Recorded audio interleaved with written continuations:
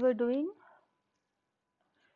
हमारे online general English lectures में हम पार्ट्स ऑफ स्पीच कर रहे थे।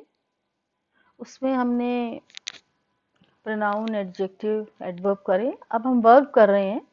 तो वर्ब के बारे में मैंने आपको बताया था कि ट्रांजिटिव, इंट्रांजिटिव होती है। ट्रांजिटिव वर्ब के बारे में हमने डिस्कस किया था। तो ट्रांजिटिव वर्ब के बारे में मैं एक बार आपको फिर रिपीट कर दूं कि forms of the object, most transitive verbs take a single object. अधिकतर ट्रांजिटिव वर्ब्स जो हैं वो सिंगल ऑब्जेक्ट लेती हैं। ठीक है। The object to a verb may be expressed in various different forms. इनको वेरियस डिफरेंट फॉर्म्स में जो है इनको डिस्कस किया जा सकता है। जैसे नाउन के रूप में ऑब्जेक्ट इस तरह के हो सकते हैं, ये इस तरह के हैं। ये आप देखिए कि the man killed a snake, जो इटैलिक्स है ये ऑब्जेक्ट है। प्रोनाउन में the man lifted me up out of the water, यहाँ प्रोनाउन है, ये ऑब्जेक्ट है। Infinitive, he desires to leave us tomorrow. Gerund के रूप में he disliked sleeping in the day time. क्या नापसंद है? सोना। तो जेरेंड का मतलब वर्ब की first form plus ING. Phrase, no one knew how to make a beginning, कोई नहीं जानता कि शुरुआत कैसे करें। तो how to make a beginning, कौन क्या नहीं जानता, how to make a beginning. And clause, we do not know who has come, हम नहीं जानते कि हु हैज कम, कौन आ गया है। The position of the object, a noun denoting this object to a verb is usually placed after the verb to which it belongs. लेकिन when the object is a relative interrogative pronoun, it is placed not after but before the verb. Position of the verb के बारे में हमने आपको अभी ये बताया कि रिलेटिव और इंट्रोगेटिव प्रोनाउन क्या है। रिलेटिव प्रोनाउन क्या हुआ कि the man whom I saw yesterday has come back today. Position of the object, a noun denoting the object to a verb is usually placed after the verb. जो noun denote करता है object को verb से related, तो इसको usually verb के बाद रखा जाता है जिससे कि बिलोंग करता है। But when the object is a relative or interrogative pronoun, तो ये नॉट आफ्टर, बिफोर, लेकिन वर्ब से पहले आता है। The man whom I saw yesterday has come back today.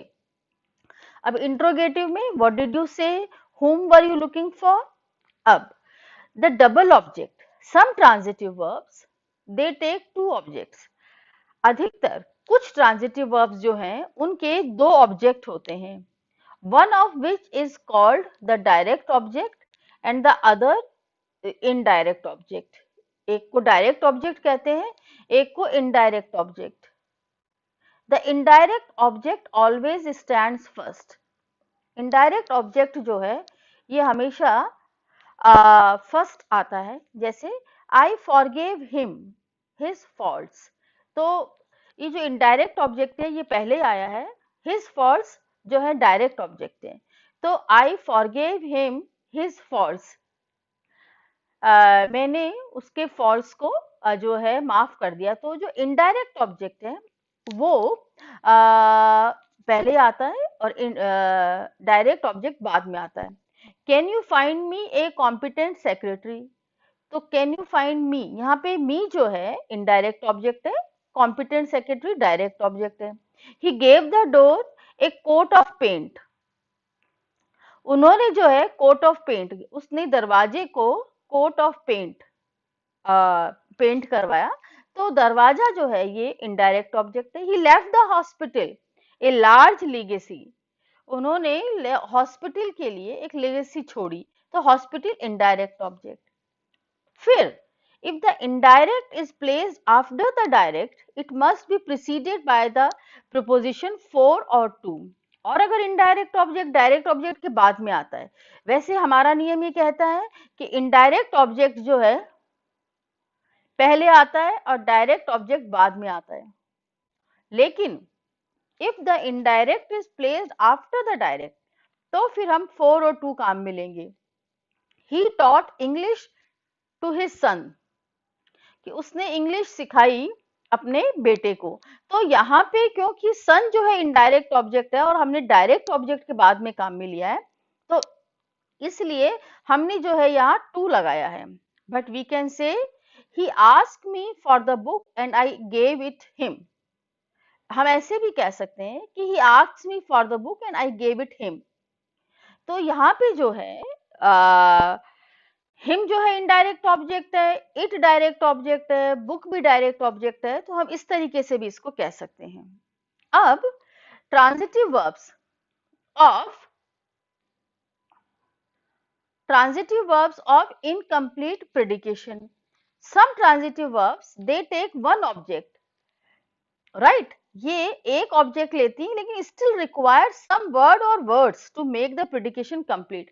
Usually कुछ ट्रांजिटिव वर्ब्स जो हैं वो एक ऑब्जेक्ट लेती हैं लेकिन उनको कुछ वर्ड्स या वर्ड, एक वर्ड या कुछ और वर्ड्स जो जरूरी होते हैं इनको प्रिडिकेशन को कंप्लीट करने के लिए, वो जो कि डायरेक्ट और इनडायरेक्ट ऑब्जेक्ट नहीं होते हैं लेकिन फिर भी उनको कुछ और वर्ड्स की जरूरत होती है प्रिडिकेशन को कंप्लीट करने के लिए। The additional word or words by which the predication is made complete are called complement. तो ये जो एडिशनल वर्ड हैं जिससे कि प्रेडिकेशन को कंप्लीट किया जाता है, दे आर कॉल्ड कॉम्प्लीमेंट। इनको कॉम्प्लीमेंट कहा जाता है। द एडिशनल वर्ड और words by which the predication is made complete are called the complement. उनको कॉम्प्लीमेंट कहते हैं। कैसे? He put the school into good order. इन्होंने स्कूल को एक गुड ऑर्डर में रखा। His worries drove him mad. तो ये जो into good order है, ये जो mad है, ये कॉम्प्लीमेंट कहलाते हैं। हालांकि ये सिंगल ऑब्जेक्ट है, हिम जो है ये सिंगल ऑब्जेक्ट है, स्कूल सिंगल ऑब्जेक्ट है, यहाँ पर भी हिम जो है सिंगल ऑब्जेक्ट है, लेकिन इसके बाद किसी सब्जेक्ट इसके बाद किसी वर्ड या वर्ड्स की जरूरत होती है। जैसे यहाँ पे खाली लाफ है, यहाँ पे खाली मैड है, लेकिन इनटू गुड ऑर्डर है, ये जो है वर्ड्स हैं, तो लेकिन इनको कॉम्प्लीमेंट हम कहते हैं। There is no sense in saying he put the school, his worries drove him, they made him, hence each verb must have a complement. तो इस तरह के सेंटेंसेस में ये यहाँ पे कॉम्प्लीमेंट होना जरूरी है। Now forms of complement. Complement के फॉर्म्स किस तरह के होते हैं? The complement may be in 7 different forms. Forms किस किस तरह के हो सकते हैं? Noun, adjective, participle, a preposition with its object, an infinitive verb, an adverb और a noun clause। तो इस तरह के जो वर्ड्स हैं ये हमारे कॉम्प्लीमेंट बन जाते हैं और ये काफी इंपॉर्टेंट टाइप का सेंटेंस पैटर्न है, ये भी आप ध्यान रखिए। जैसे दे मेड हिम किंग, ये नाउन है कॉम्प्लीमेंट। द जज सेट द प्रिजनर फ्री, जो जज है उसने प्रिजनर को बिल्कुल फ्री छोड़ दिया। They found her still weeping. They found her still weeping, ये जो पार्टिसिपल है ये हमारा यहाँ पे कॉम्प्लीमेंट है। This plot filled us all. This plot filled us all with terror, ये प्रीपोजिशन विद ऑब्जेक्ट है। The judge sentenced the prisoner to be hanged. तो जज ने जो है प्रिजनर को सेंटेंस दिया टू बी हैंग्ड, ये इन्फिनेटिव के साथ कॉम्प्लीमेंट बना है। They found the man asleep. They found the man asleep, तो ये यहाँ पे एडवर्ब है। And we have made him what he is.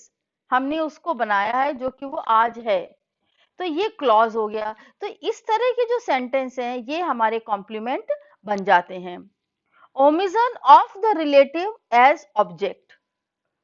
Omission of the relative as object, कई बार हम जो है छोड़ देते हैं ऑब्जेक्ट में, एंड दिस अकर्स, कई बार हम ऑब्जेक्ट जो है छोड़ देते हैं।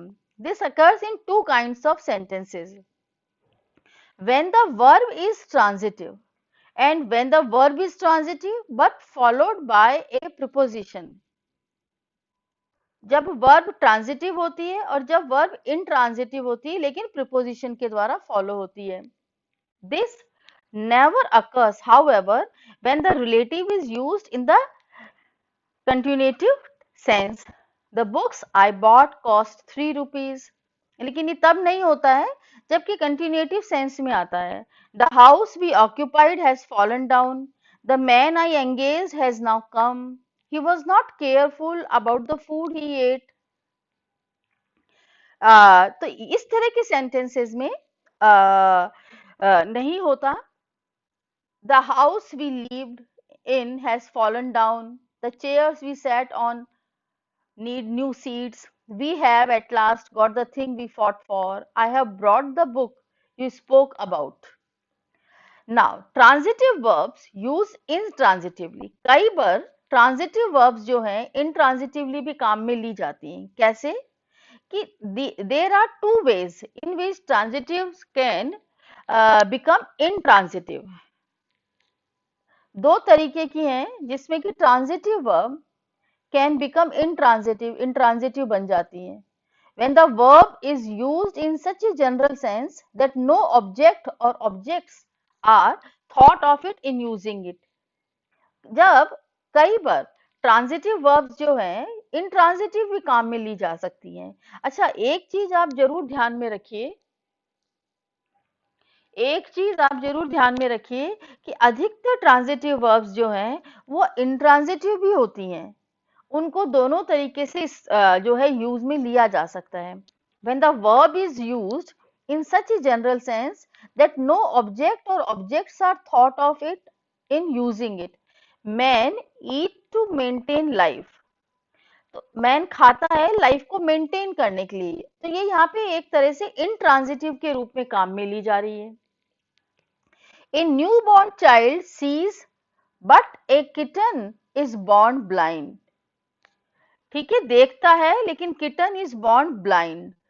When the reflexive pronoun is omitted, कई बार क्या है कि हमारा जो रिफ्लेक्सिव प्रोनाउन है उसको हम छोड़ देते हैं. मैंने आपको प्रीवियस जो अपने लेक्चर्स हैं नाउन और प्रोनाउन में कि रिफ्लेक्सिव प्रोनाउन कौन से होते हैं, तो उसमें ही ड्रू नियर मी, तो वो मेरे पास आया, तो हिमसेल्फ उसने छोड़ दिया है.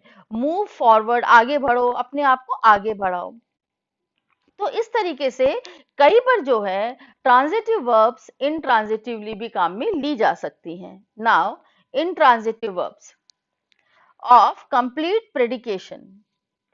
नाउ इंट्रांजिटिव वर्ब जो कि कंप्लीट प्रेडिकेशन के साथ होती है, जैसे कि जिसमें कि मतलब ऑब्जेक्ट की जरूरत नहीं होती और दो वर्ड्स के साथ बिल्कुल कंप्लीट नजर आती है. This is the name given to any intransitive verb which makes complete sense by itself and does not require any word or word to be added. जैसा कि मैंने आपको कहा कि वो ट्रांजिटिव वर्ब जो कि दो वर्ड्स के साथ बिल्कुल सब्जेक्ट और वर्ब के साथ बिल्कुल कंप्लीट जो है वो आपको नजर आती है. जैसे कि reverse flow, winds blow, horses run, ये जो वर्ड्स हैं ये कंप्लीट प्रेडिकेशन है. Intransitive verb of complete predication. Rivers flow, winds blow, horses run, birds fly, all animals die. तो ये जो है flow, blow, horses run, birds fly, all animals die.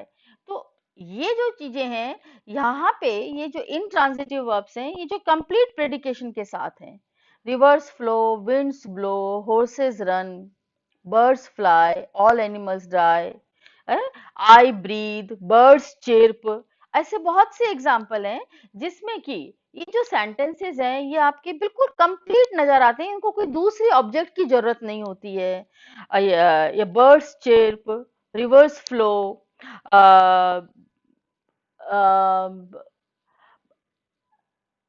wind blows. So there are these type of things. The flowers smells. So such type of sentences, they are complete in itself. Now intransitive verb of incomplete predication. अच्छा, कुछ transitive verbs हैं जो कि incomplete प्रेडिकेशन के साथ होती हैं. This is the name given to those intransitive verbs which do not make to supply what the verb has left unsaid, जो कि वर्ब्स ने बिना छोड़ दिया है. जैसे कि the complement to intransitive verbs may be in the same kinds of form as the complement to transitive verbs. जैसे कि a horse is four legged animal, ये कॉम्प्लीमेंट हो गया। और the beggar turned out a thief, ये भी आपका complement हो गया।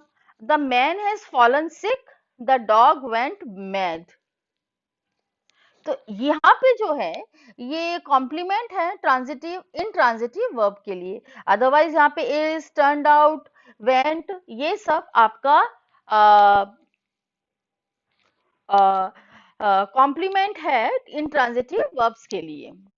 आपको ये ध्यान रखना है कि कुछ वर्ड्स तो कंप्लीट प्रेडिकेट होते हैं और कुछ वर्ड्स के लिए इंट्रांजिटिव वर्ब जो है उनके बाद में कॉम्प्लीमेंट आता है।